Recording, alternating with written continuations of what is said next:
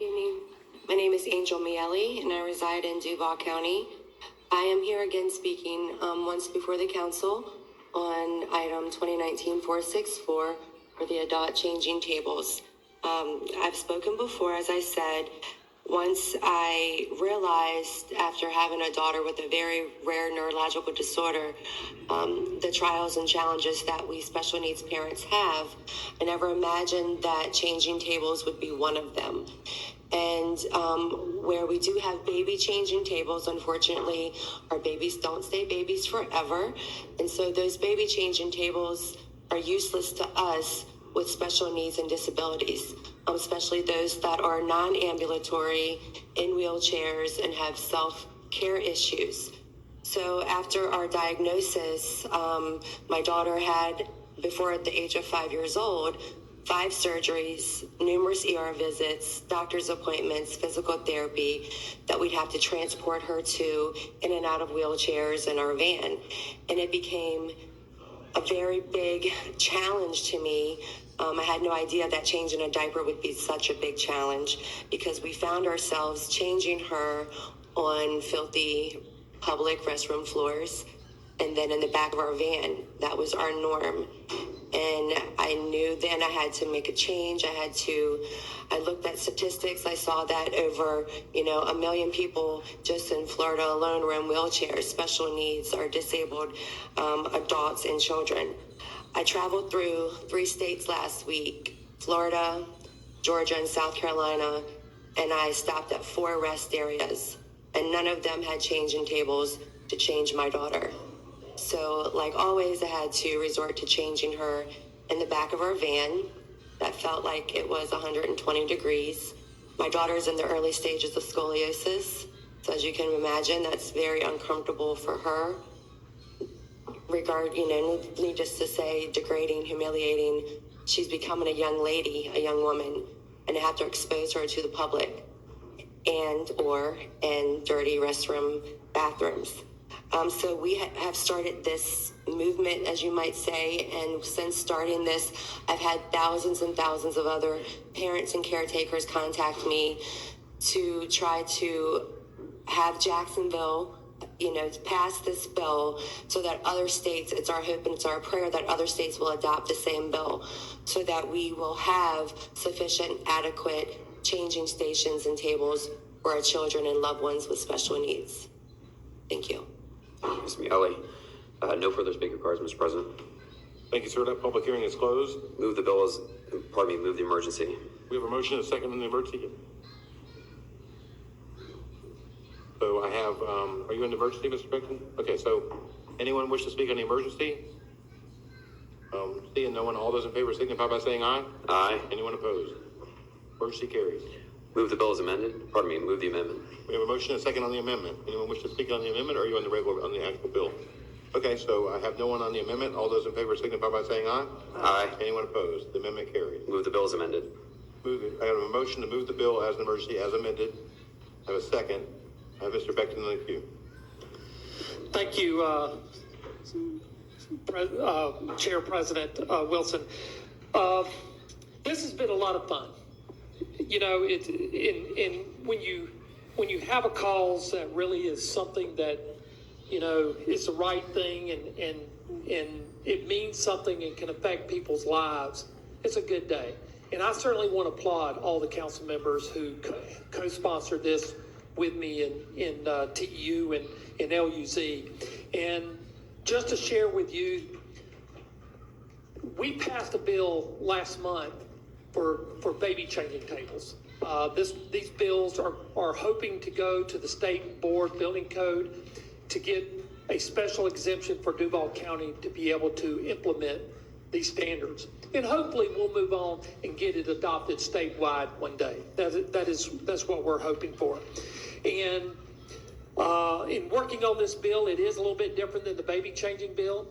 Babies, as Angel mentioned, don't stay babies very long. And actually, you might think that baby changing tables go to a very significant age, but they only actually hold about 20 pounds. And that's only about 18 months or 2 years. So what happens after that?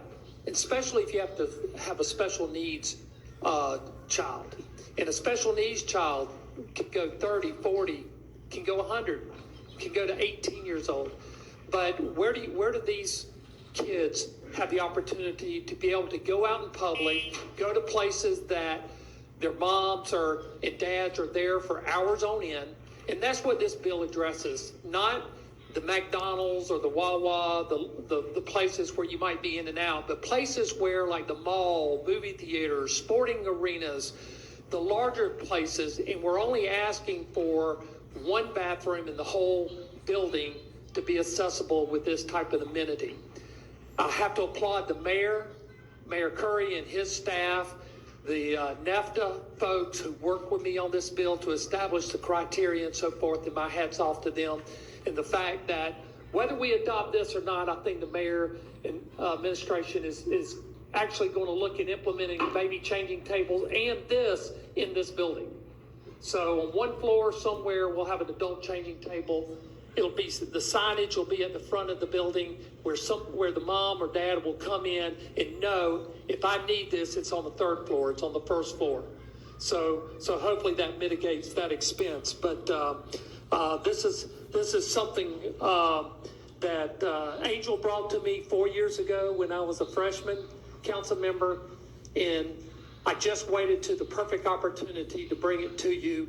And tonight, I really look forward to you passing. Hopefully, you'll pass this and support it as well. So thank you very much for your support. Thank you. Councilmember Diamond is next.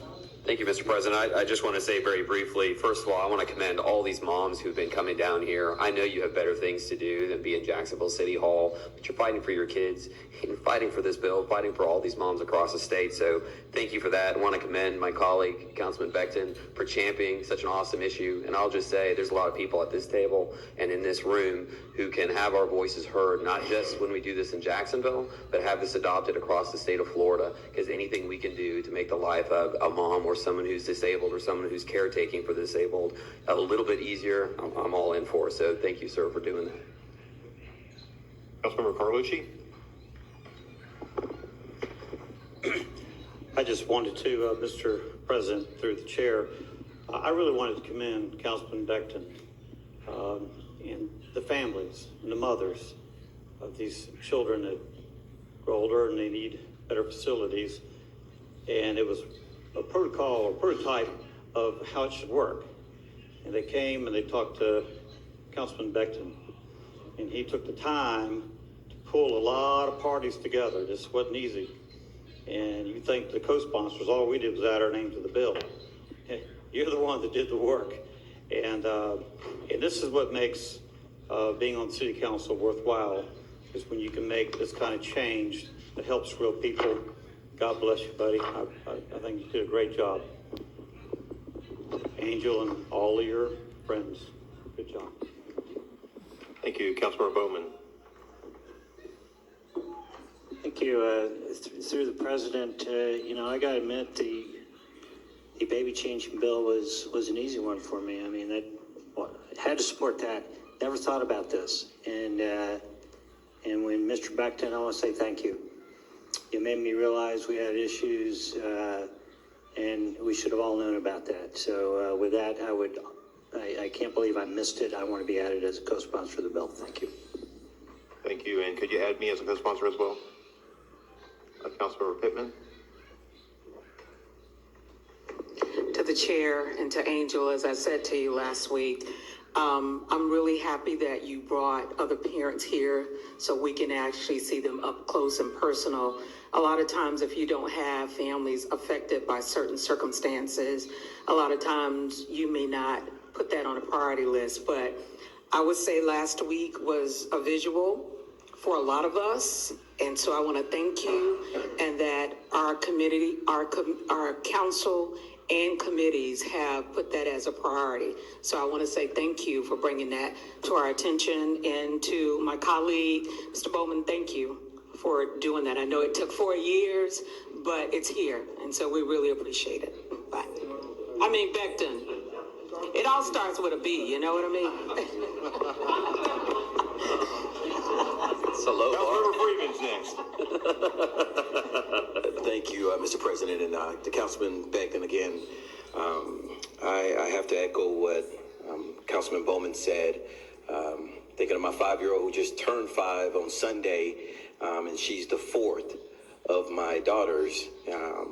This was something that wasn't a reality to me. And it's often times like this when we are exposed to these circumstances that people in our community are dealing with, that it really starts to tug at our hearts. It offers us an opportunity in this position to do what's right. So I want to thank you for that. I apologize as well for me just living in my fairy tale world with my 4 daughters who are just doing well. So I would like to be added also as a co-sponsor. Thank you. Thank you. Councilmember Boylan also has a B. As the newbie in this process, and maybe my nickname now going for the next 4 years, but I do want to add my name to the list. I was part of the conversation last week, and all of our hearts were touched by your words and the words of other people at the table, caretakers particularly, not all just moms. But thank you, and please add me to as a co-sponsor. Very good. I don't have anyone else in the queue, so you can open the ballot.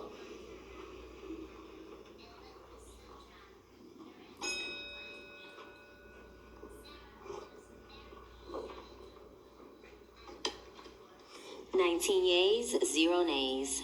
By your action, you approve 2019-464 as amended as numbered.